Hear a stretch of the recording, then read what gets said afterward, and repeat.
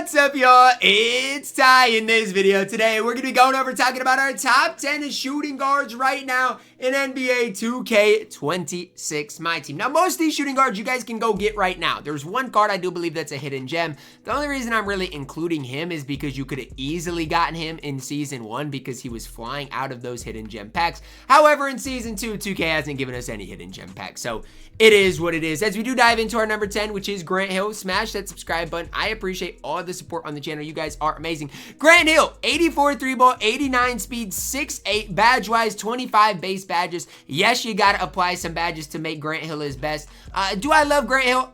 I don't know. Me personally, I don't love him. I personally don't use the card. But a lot of people do love and use Grant Hill. So who am I to hate on him just because I don't run him, right? That would be wrong of me to just hate on a card because I personally don't use him, right? Like, that wouldn't make a whole ton of sense. I do like the upside of Grant Hill. Again, good size, solid versatility. Just can't overall hate on him. Driving dunk's good. Speed with ball is good. 3 ball is just fine. Grant Hill can absolutely get the job done. At my number 9, we are plugging in the new Desmond Bane, a different shooting guard. But Desmond Bane is solid. 93 3 ball, 85 driving, good speed ball, solid ball handle, good speed agility, solid defense, badge-wise incredible, can get him up to 32 base total badges, which is insane. Hot spots are good as well. There's just not many flaws with Desmond Bane. The only downside to Desmond Bane, in my opinion, is that height. His fade going to the right is smooth. His catch and shoot release is solid. Dribble style can at least get the job done. For me, Desmond Bane is really solid. The 6'4" wingspan is troll, right? I get that. I agree with that. There's not a whole lot of negative downsides to that. But for me, when I'm looking at Desmond Bane, I like the card. I think the card is really solid and definitely a card that I could get used to on my squad. At my number 8 here, we are plugging in the Amethyst Paul George card. Now, again, another card that I personally have never had, never used, but I've played against PG multiple times and the card's good. Can get him up to what? High 20s in badges, 87 3 ball, 95 driving dunk. We'll talk about that in a second. 86 speed, defensively solid. That 95 driving dunk is the best part about this Paul George card. The best part about him, because at the end of the day, right now in my team, it is ran by dunking the basketball. You can say whatever you want, but that is why Klay Thompson is not featured in this video. Because if a card can't dunk, hence a Jason Kidd, a Klay Thompson that can barely dunk, I'm not probably going to be high on the card because this game is ran by driving and dunking the basketball. That's the way the game is ran, right? I'm sorry. It is what it is. That's the truth within it. But for me, I think with what PG gives you as far as being 6'8", as far as his defense, card is really solid. The only somewhat of a downside is that 82 speed with ball. As far as like being a primary ball handler, it's going to be tough for PG. I wouldn't really use him like that. I'd use him more of as like a 3-and-D type of card. PG really solid, especially at that Amethyst tier for what the card is. At my number 7, we are plugging in the Diamond Kendall Gill card, who was better pre-patch. I gotta say, Kendall Gill was way better pre-patch, but the card can still play some ball. Here's the deal with Kendall Gill. You can get 27 base badges on the card when you do fully badge him. Solid, right? Not necessarily perfect, but he is solid. Only 6'5". Is that a downside? A little bit, right? Like, you're going to have some cards that are higher. 87 3 ball, 95 driving dunk, 90 speed, 90 agility, great defense, great speed ball, great ball handle. The more I look at Kendall Gill, I got to be honest with you, the more I look at this card, the more I'm like, this card is insane. Because even stat-wise, everything is nearly max. There's no real big-time flaws when I am looking at Kendall Gill, and these are the things that I'm looking for. Complete cards. The only downside to Kendall Gill is the fact that he is only 6'5". That's the only downside that I can even remotely come up with. Everything else about Kendall Gill, I absolutely love. I don't see many downsides whatsoever. And again, at number 7, you're getting a really solid option. At my number 6, we are plugging in the Diamond Billy Owens card. And you guys might be like, what? Billy Owens? But at the end of the day, he's 6'9". At the end of the day, you can get him up to 30 badges. Yes, more than Kendall Gill. Yes, more than a guy like PG with some of the more total badges in the entire game.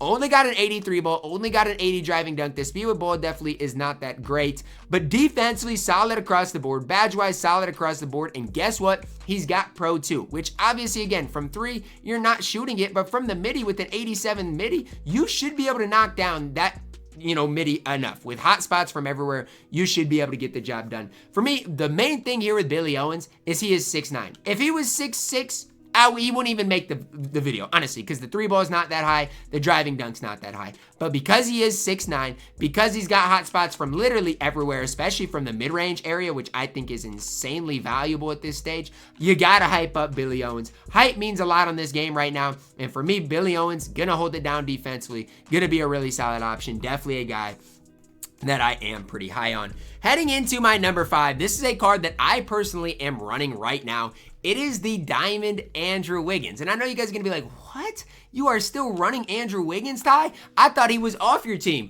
He's back on the team. I can't get rid of Andrew Wiggins. As much as I try, this card just keeps coming back. He just keeps coming back. He just keeps coming back. And I think a lot of it has to do with, number 1, he's 6'8". Number 2, he's got great total badges. And number 3, statistically speaking, I love the card. Let's start with it. Good midi, good 3-ball. Can't ask for much more as far as that is concerned. He's got a 97 driving dunk. It's not even a 95. It is a 97. The 92 speed, the 90 agility, the great interior, solid perimeter, 6'8 frame. There's just no flaws in him. Can get 30 base badges as well. What are the downsides of Andrew Wiggins? I will wait, because at the time I'm recording this, I see none. I like his catch and shoot shot. His fade going to the right. It's solid, right? Really good. And so again, for me, when I'm looking at things, comparing Andrew Wiggins to some of the other top shooting guards in this video, give me Andrew Wiggins up there with the best of them. I don't care. I love Andrew Wiggins until I cannot anymore. At my number 4, I am plugging in Bruce Bowen.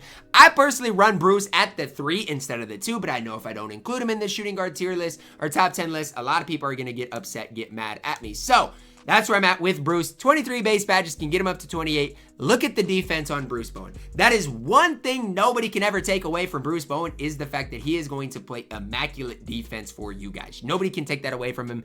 85 driving dunk, solid ball handle, defensively elite. My favorite part about Bruce Bowen, the catch and shoot release is fantastic, right? Straight up and down, easy to time, easy to green, a few hot spots from 3 as well. If you want a 3-and-D player, look no further than Bruce Bowen. I'm genuinely serious. If you want one of the best 3-and-D guys in the game, Bruce Bowen is your answer. Coming in at my number 3, we are plugging in Jimmy Butler here, who honestly, yes, Jimmy is good, but I wouldn't lose your mind for Jimmy Butler. Let's talk about it. 84 3-ball, 85 driving dunk, solid speed ball handle, good speed, agility, solid defense.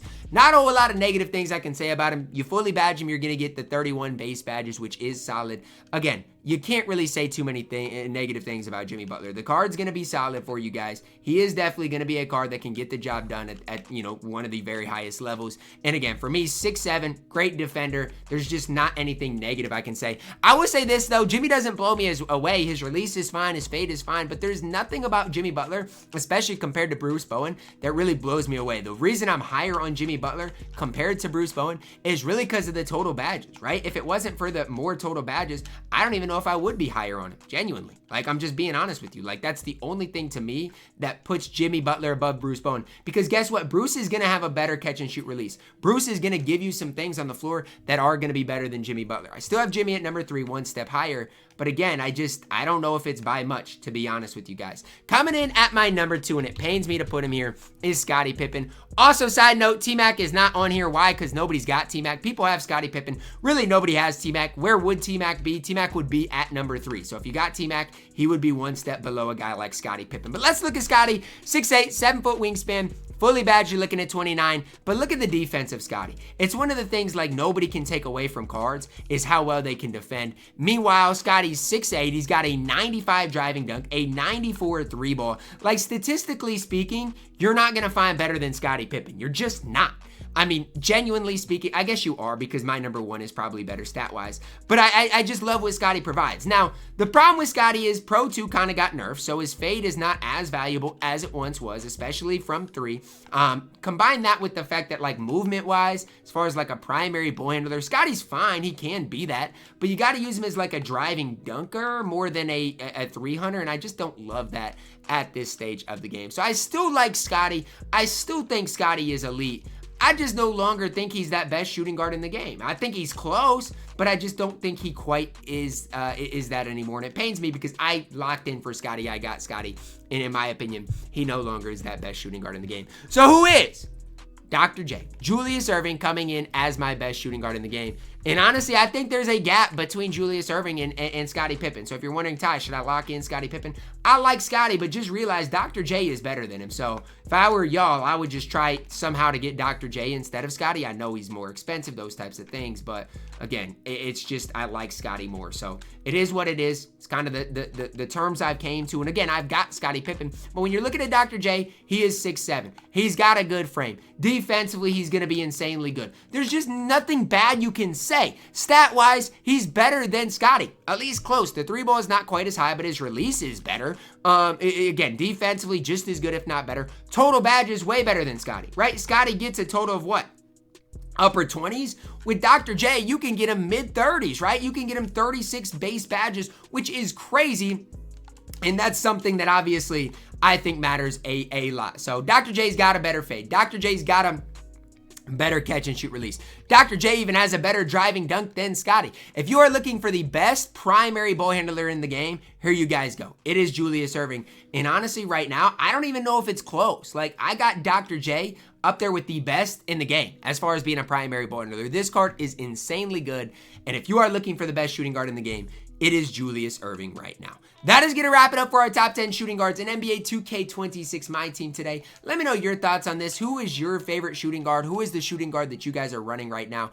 Obviously, a lot of these guys, especially when you get to the top of the top, are insanely expensive. So look for guys like Andrew Wiggins. Look for guys like Amy Paul George if you are looking for guys that are really good without spending hundreds and hundreds of thousands of MT. And again, those cards are still going to be upwards of 100,000 MT, but instead of spending 200 to 300, maybe you can get them for a little over 100. That's going to wrap it up for our video. Let me know your thoughts on it. Drop a like on the video, guys. Subscribe if you are new. And as always, man, I love you guys. Have a blessed day.